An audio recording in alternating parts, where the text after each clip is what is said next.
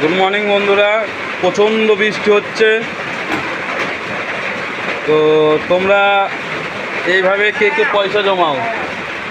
আমি তো এখনও জমাই। এটা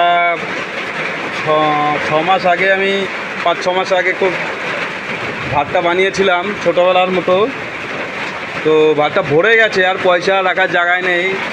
ঠিক আছে, রাখার জায়গা নেই। ঠিক আছে, ওই যে দেখা যাচ্ছে ভিতরে কয়েন আছে। তো আজকে কেটে ফেলছি আমি এটা। তো এটা কেটে আমি একটা বড় ঘর কিনেছি, ওখানে করব। তো দেখো কি কি আছে এর মধ্যে, আমি কাটছি এখন, দেখতে থাকো ভিডিওটা।